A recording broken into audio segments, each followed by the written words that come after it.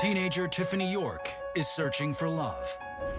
And when she meets a handsome young soldier named Michael Rourke, she thinks that she's found the one.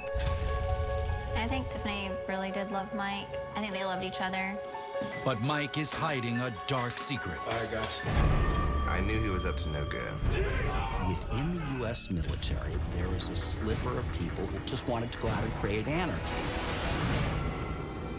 Mike has fallen under the spell of a dangerous man. He could have possibly been the next Charles Manson. Assassinate our president. And he is pulling Tiffany into a twisted world of violence. I just wanted to scream. What are you doing? And down a path that will end in terror and tragedy. No witnesses, no trails left behind. I'm still in shock about it. I can't understand why these individuals were so evil.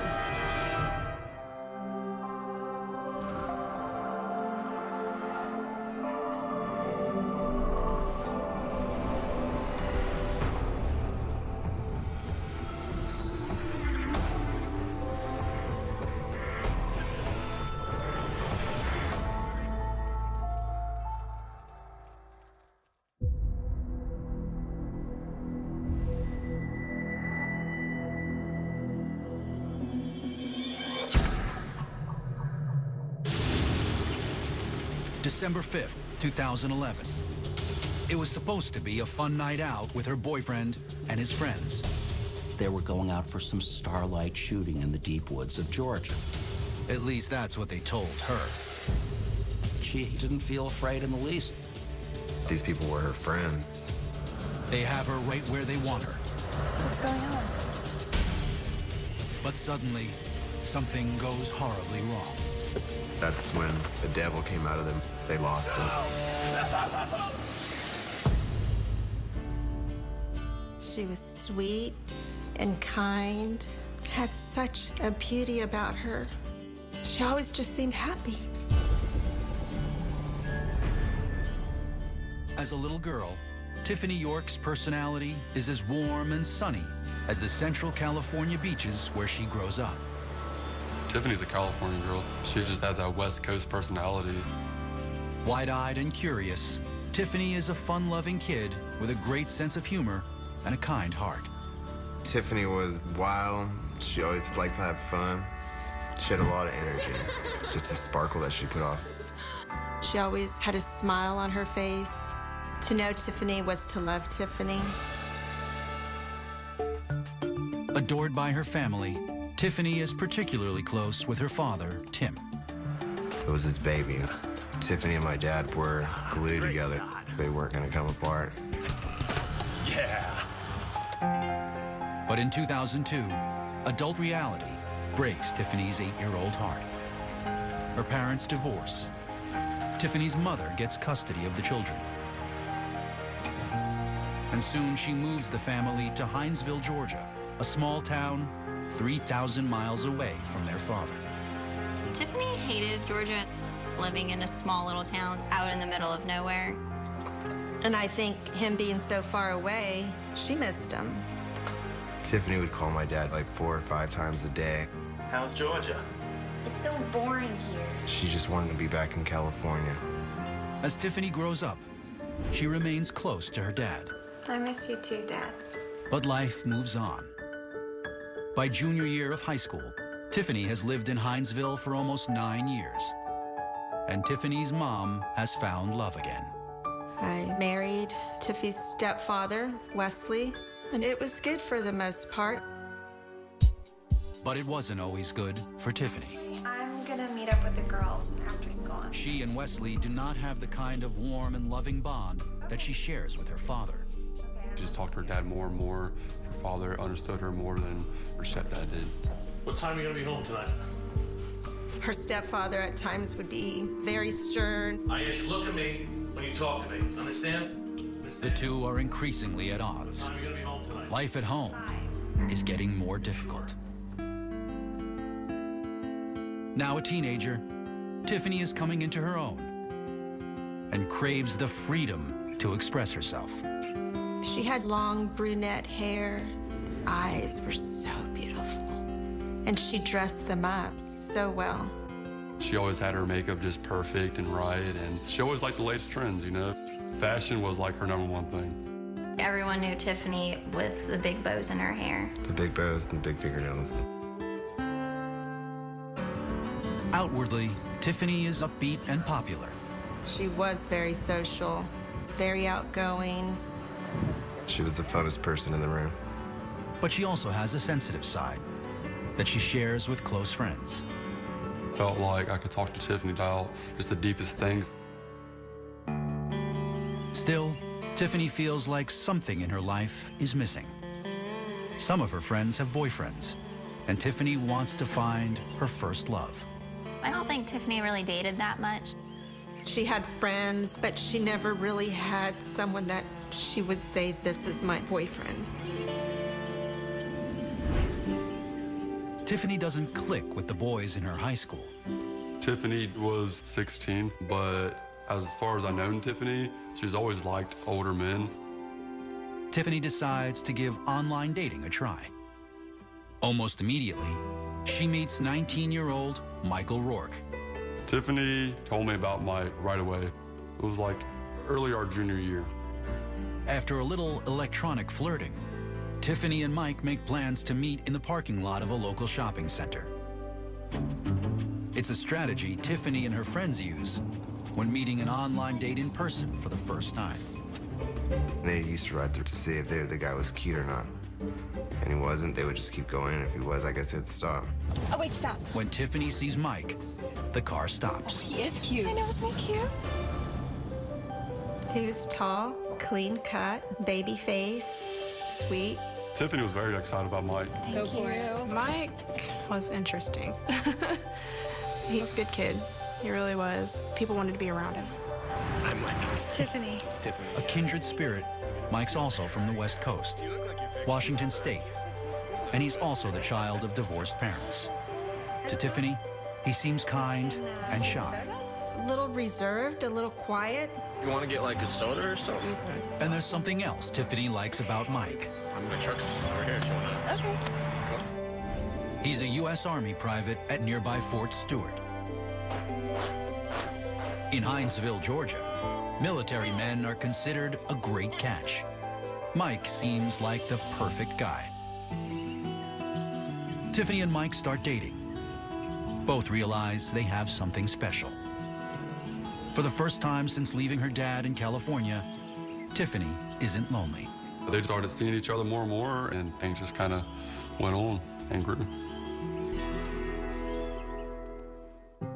But Tiffany is still in high school and worries about her parents' reaction to her 19-year-old boyfriend. It's not my mom. It's my stepdad. Even before they meet Mike, her parents have passed judgment. They think she is in over her head. My mom and stepdad didn't really approve of it because Mike was older. He's just really strict. Wesley would say, I could remember being that age, and guys just have one thing on their minds. Although Wesley doesn't approve of the relationship, he and Tiffany's mother agree to meet Mike. So tell me, where are you from again, son? Washington, sir. Tiffany's mother notices how happy Mike and Tiffany are together. They seemed to hit it off, and I said to Wesley, we have to trust her to make good choices in her life, and it's gonna be okay. Young love is a powerful thing, and Tiffany is head over heels. Mike was her first real true boyfriend. Just like going through her notebooks, she had like I love Mike written in them, and just like stuff that typical high schoolers do. He made her happy. But Mike is keeping something from Tiffany. She had no idea what she was walking into. Tiffany doesn't know that following her heart will soon lead her to a dangerous place. They were collecting this gigantic arsenal of weapons and guns. And into a vicious world of violence and fear. In September 2011, impressionable high schooler Tiffany York has been dating Army Private Mike Rourke for about a month, and things could not be going better. Michael made Tiffany happy. I think Tiffany really did love Mike. I think they loved each other. Just like I remember. Tiffany feels comfortable talking to Mike about her problems at home and the troubled relationship she has with her stepfather. My dad still lives there, but they got divorced and now... And the usually quiet and reserved soldier also starts to open up. My grandpa was in Vietnam. Mike tells Tiffany about his great-grandfather's service in the Navy. Well, he's kind of how it all started. And his grandfather's heroic tour in Vietnam. His dream is to follow in their footsteps. I can't think of anything I could do that would be more of service. He wanted to be important, a great young hero. But when his unit is deployed and he is left behind, Mike's dreams are crushed. Instead of seeing combat in Afghanistan or Iraq, he is stuck on an army base, feeling useless, angry, and resentful. He had become dissatisfied with military service. Mike tells Tiffany that things have gotten so bad that he has decided to leave the army. I don't know what else I could do, really. He is trying to get a discharge, but he has made an even more monumental decision. See that? Something that will change his life in ways he could never imagine, and that he cannot possibly reveal to his innocent new girlfriend. It all started 2 months before he met Tiffany. Mike committed a minor infraction on the army base and pulled a punishment called extra duty. They have extra duty, basically do all the work that nobody else wants to do from about 5:30 in the morning until midnight. You know you can be, right? During one of these long days, Mike meets an Army intelligence analyst named Isaac Agigi. Guess you didn't think you'd be serving your country like this, did you? The soldiers bond over their shared frustrations with the Army. Agigi has a magnetic personality and says all the right things. They promote their own. It's all politics. Everybody loved Isaac. He seemed like he would do anything to look out for you. Want to serve your country? Take a look at this. At the end of their long shift, Agigi hands Mike an article about a new video game called Rainbow Six Patriots. Then he shows Mike a scene from the game itself. It was a kind of entrance test. The video game portrayed soldiers disillusioned with their government. It's time for a new balance of power. And ultimately taking over the government in a coup and returning liberty to the people of the United States.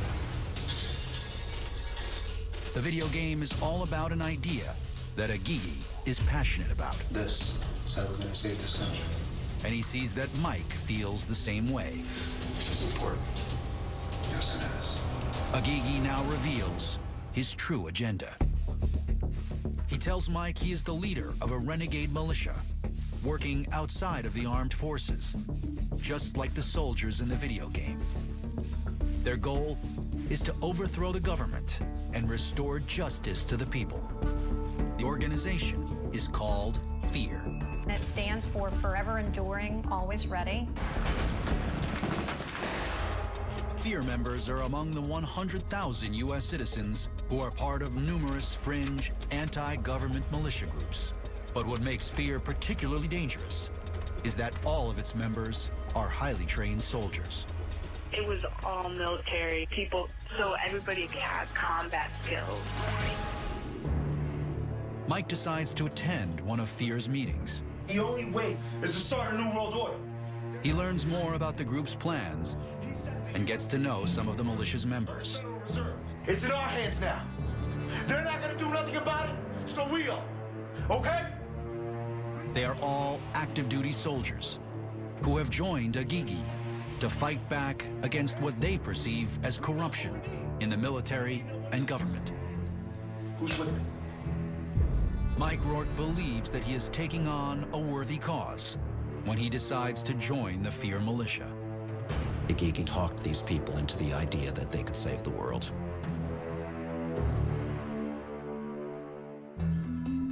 By the time Mike meets Tiffany, he is a full-fledged member of FEAR. Unaware of his involvement, Tiffany is happy to be anywhere with Mike.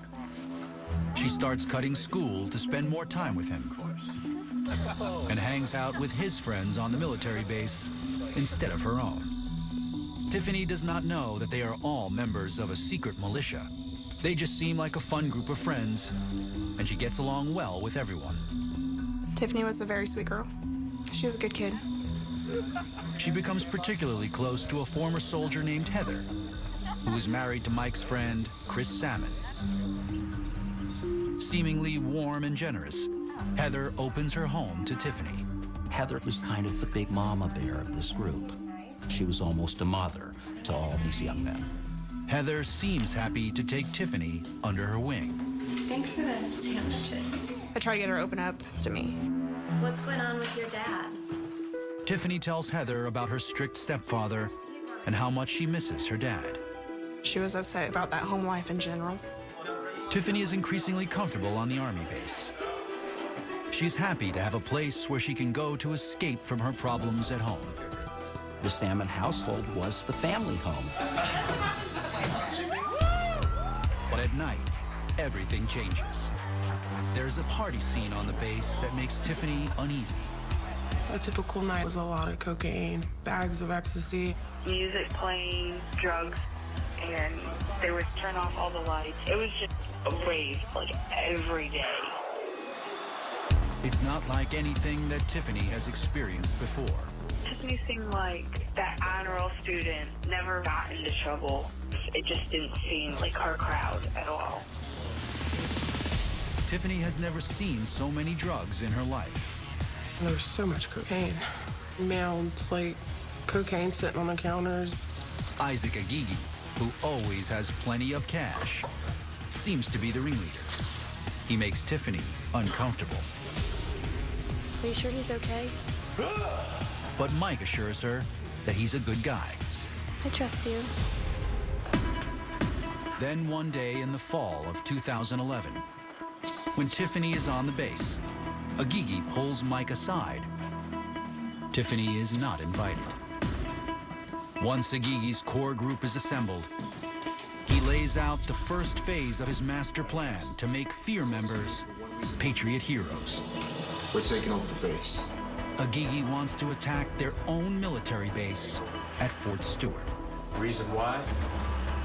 They wanted to burn the battalion to the ground. They planned on taking over an ammunition control point. They planned on kidnapping the highest level Army officer supervising Agigi. They were actually actively taking steps to carry those out. Tiffany can't hear what they're saying, For one reason, another reason. but is alarmed when she catches sight of two handguns on the pool table. We're gonna do this? She reminds herself that these guys are all trained U.S. soldiers and decides there's no reason to be concerned. I don't think Tiffany had an idea about fear. Tiffany's the type of person that would try to get away from that. Meanwhile, Tiffany's family is more and more worried about her behavior. Why are you skipping school? No, I'm not skipping school. She is rarely at home, paying less attention to her schoolwork and breaking house rules. Then why are you failing history? The only thing she seems to care about is her relationship with Mike. She didn't want to be away from him. Tiffany's brother Nick is more sympathetic than her stepfather, but he is troubled by something that he sees one day in the back of Mike's truck. It's a lot of guns. An arsenal. He was 19. The state of Georgia, you're not allowed to have a pistol unless you're 21 years old. Even for a soldier, this stockpile seems wrong to Nick. And it seems strange to Tiffany, too, though she would never say so. She is thrilled to have a boyfriend and doesn't want to risk losing him. She has no idea that these guns are intended to carry out the Fear militia's terrifying plans. In Isaac's eyes, everything was just falling into place. And soon, no one will be safe. It just spiraled out of control so quickly.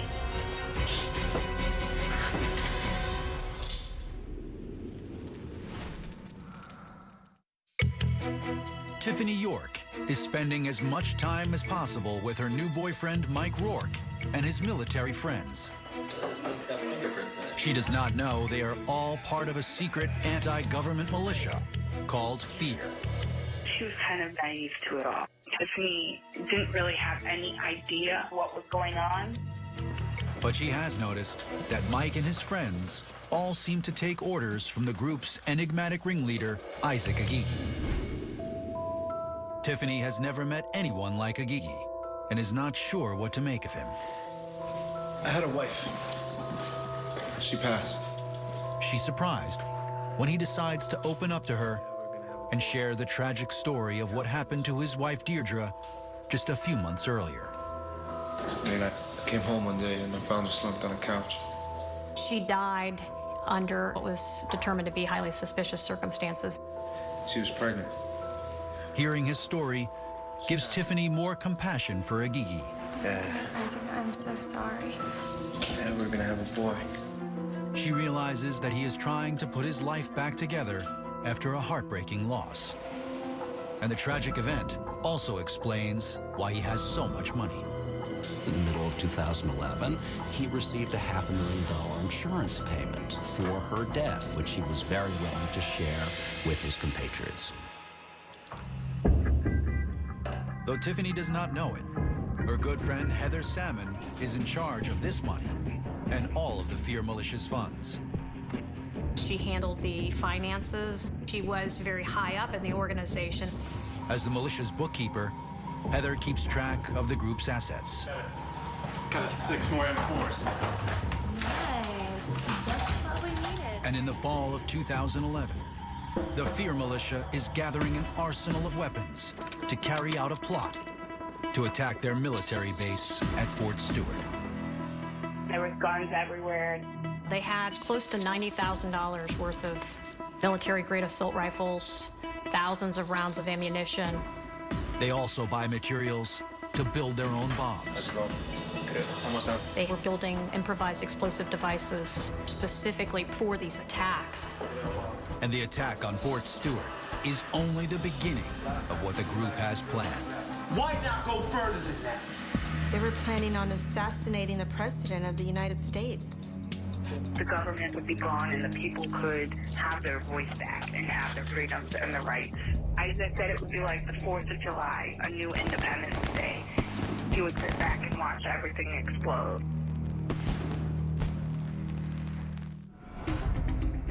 As the group's plans get more dangerous, Isaac Agigi's personal control over his militia intensifies. To defend our country. Agigi was the king and everybody else was his pawn. Do you agree with me? Yes, sir. How about you, sir? It really was a mix of a kind of militia-type group, but also of a cult. Here was this guy who talked about how they were going to save the world. So for a group of people who didn't have much going for them, this looked like a great thing. They felt like they could play heroes. They're gonna have to come and face the fear. Tiffany remains unaware of Fear and their increasingly destructive plots. She believes that Mike is the best thing that ever happened to her and refuses to listen to anyone who suggests otherwise, especially her stepfather, Wesley. Do anything. I have to ask him before I go anywhere. The problem with Wesley becomes more and more unbearable for Tiffany. Basically, my stepdad gave her 2 choices: to either stop talking to Mike or get out of the house. In November 2011, the situation comes to a head. Wesley is woken up in the middle of the night when Tiffany arrives home hours after her curfew. Thinking again? As soon as she sees him, Tiffany knows it is the last straw. You're breaking your curfew again? Can't live here if you don't trust me. No. You're disrespecting me, that's what you're doing. Can't live here anymore. I just happened to wake up for some odd reason, and Tiffany's carrying her duffel bags. And I said, "What's going on?" And she was like, "I can't deal with this no more." At that point where she was so involved with Michael that she just chose to leave. She just wanted freedom, but I thought she would be back. Tiffany's brother Nick walks her out of the house so she can meet up with Mike. It was just me, Mike, and Tiffany. And the last words I said to her as I looked at her, I said, "It's a dangerous world out there. I love you and be careful." I know. Tiffany believes that she is ready to be a full-time part of Mike's world. It's gonna be okay. There was no talking her out of it. But she's about to discover that his world is far more terrifying than she could have ever imagined. I just wanted to like scream out, like just rush, just go. You don't want to know these people. Just get out and don't turn back. 17-year-old Tiffany York has moved out of her family's house to go and live with her boyfriend, Army Private Mike Rourke. Just be safe. I could remember saying, I knew that you were going to leave one day to go be with your father in California, but I never thought that you would leave me to just be down the road with your boyfriend. Tiffany has put whatever doubts she's had about some of Mike's friends aside. And after fighting with her stepfather for months, anything seems better than being stuck under his roof. Why can't you live by my rules if you're gonna live in this house? What she doesn't know is that she is now living with a member of a renegade militia with plans to kill. We're gonna assassinate our president. They were serious about what they wanted to do. I have no doubt in my mind that at some point Obama would be killed. When Tiffany moves on the base to live with Mike, she ends up spending more time with Agigi. And she can't help but notice that he is doing more and more drugs and is spiraling out of control. He kind of went off the deep end. He displayed a lot of aggressive behavior. He killed a cat for chewing up some wires. Agigi kept mason jars of animal feces and organs and stuff like that in his room. And they tortured my dog. They sent me the video. I guess he was a sociopath. Mike also notices Agigi's behavior. And unlike Tiffany, he knows how dangerous Agigi really is. Now that Tiffany is living with him, Mike is more concerned with keeping her safe than he is with helping to carry out the Fear Militia's dangerous plans. It became too serious for him. He didn't want them to get hurt. He is still waiting for his Army discharge and hopes that will give him a way out of fear before it's too late. It's a few days after Thanksgiving, 2011. Tiffany watches the group playing video games when something Mike says sets off the always volatile Agigi. That is what happens when you mess with the best son. Mike kind of has smart aleck comments here and there. Agigi simmers with rage. He demands respect. Don't talk to me like that. I think he was just upset and wanted somebody to focus on, and I guess he picked Mike for that. A unit functions on discipline. He went on a power rampage. Agigi whips out a knife and lunges at Mike. I thought he was playing, but apparently he wasn't. Mike put his arm up and got his arm cut. Tiffany and Mike leave before the frightening situation escalates any further. The violent outburst shows Mike that Agigi is really out of control, and things can only get worse. Isaac's too dangerous. The couple needs to get as far away from the Fear Militia as possible. Mike realized how serious everything was. He wanted to leave because he didn't want to lose her. Can't lose you.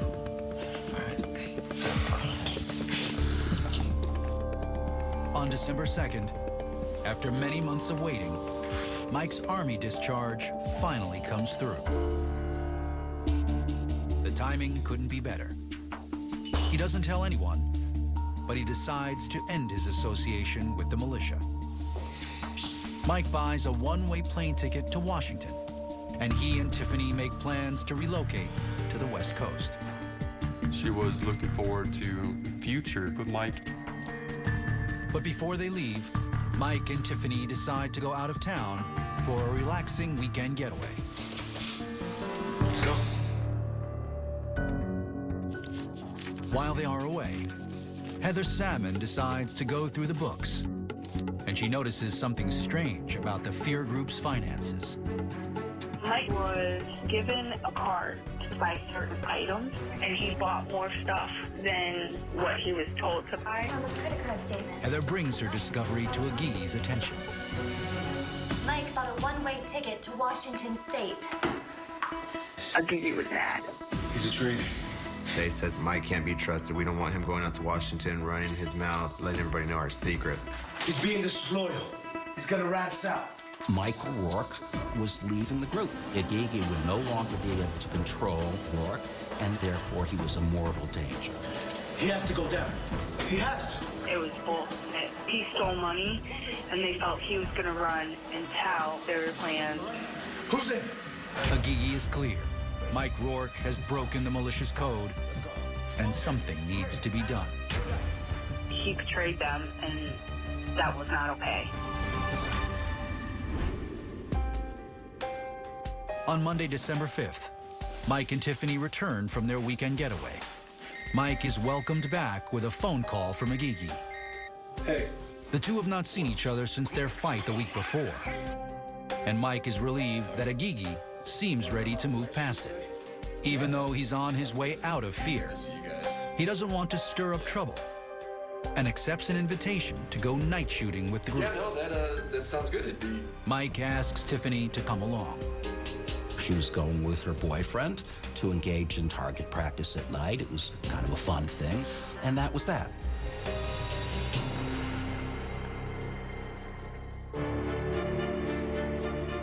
The next day, Tiffany's mother, Brenda, and her brother, Nick, are driving home. When Brenda's phone rings, it's the Georgia Bureau of Investigation. I could remember getting that call, and I could remember just asking them, is she okay? Has she been in an accident? And they said, she's fine. We just need to ask you some questions. Officers from the Georgia Bureau of Investigation are waiting at the house when Brenda and Nick arrive. The look on their faces says it all. Everything is not fine. I could just remember just falling on my knees and saying, this can't be my Tiff.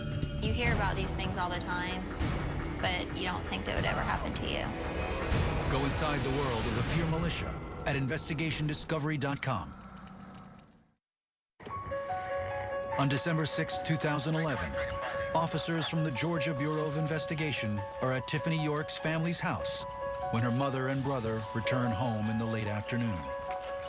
I kind of just reassured myself, it's okay, they just got some questions they want to ask. But the news is grim. 2 unidentified bodies have been discovered near a local recreation area. 2 fishermen found 2 teenage bodies this morning. I believe they're the bodies of Mike Rourke and Tiffany York, your daughter. Nick and the rest of the family can't accept what the police say is a distinct possibility. Once they told me that, my brain flipped. Like I wasn't listening no more. You got the wrong people. You're at the wrong house. It's not what happened at all. No, that's not what happened. I didn't want to hear it. I couldn't believe it. I kept calling her phone to see if she would answer.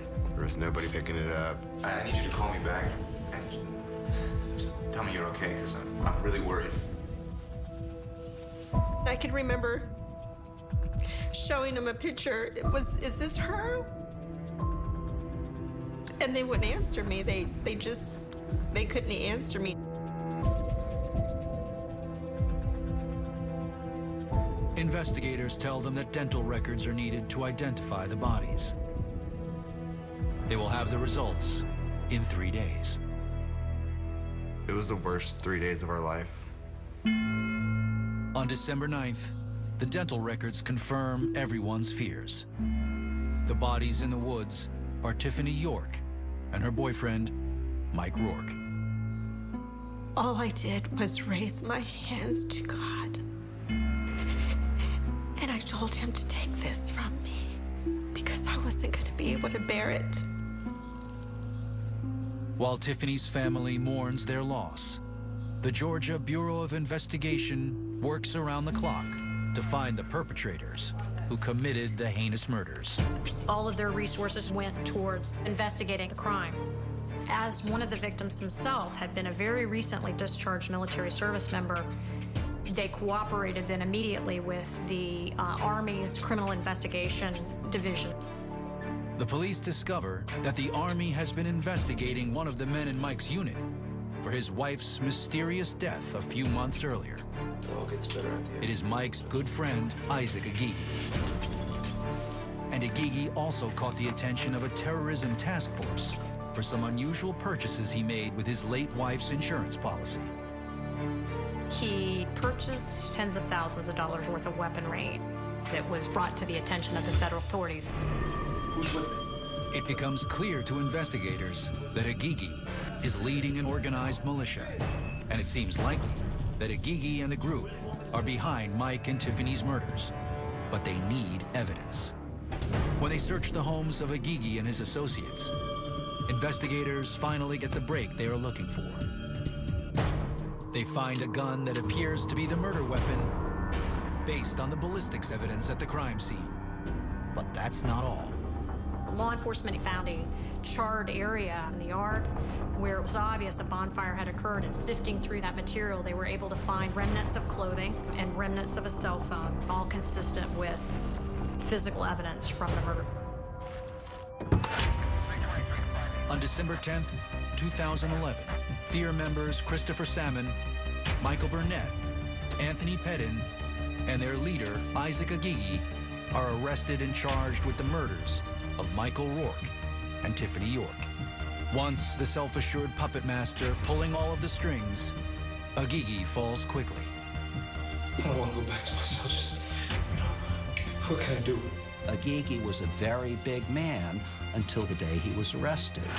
When they dragged him into that interrogation room, he lasted about 20 minutes, and then he was in tears, admitting everything, describing himself as a Frankenstein, weeping and crying because he would have to go back to his cold cell. Please, back in your best pieces we can do. I'm never gonna see the light of day again. Police learn the details of what happened on the night of December 5th. That afternoon, Agigi and his associates had decided that Mike could not be trusted. Who's there? And to ensure his silence, they had come up with a plan. They basically came up with a lure that they were going to go night shooting. But Mike doesn't show up alone. He's with Tiffany. When Tiffany and Michael pulled up to Heather Salmon's house, they all determined that something is going to have to be done to her as well. Mike and Tiffany follow Agigi and the other FEAR members to a wooded area by Morgan Lake. Tiffany is sending a text to her father in California when they arrive at their destination. What's going on? And when they got there, that's when the devil came out of them.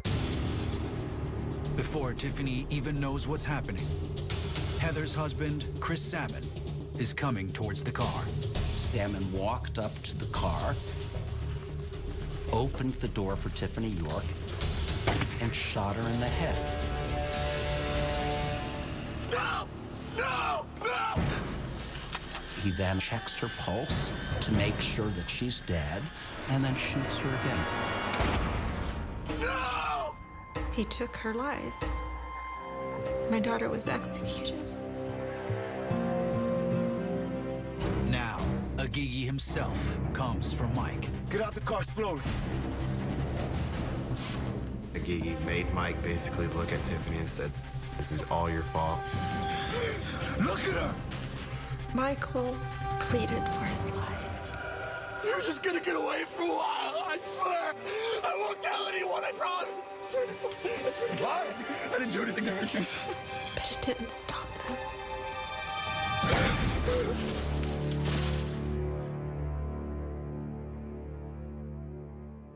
The FEAR members then leave the scene. Efforts were made to cover up the murderers. They wore extra layers of clothing, and the clothing, the shotgun shells, they basically were all placed in a bonfire. By the next morning, the crime is all over the local news. Fishermen stumbled upon those bodies of a man and woman around 11 o'clock this morning in the Morgan Lake area. We had 2 teenage victims brutally and cold-heartedly executed Once we got the indictments against the murder defendants, we went after other associates, and then additional FEAR members were charged with other criminal law violations. By November 2012, law enforcement has indicted 11 members of FEAR.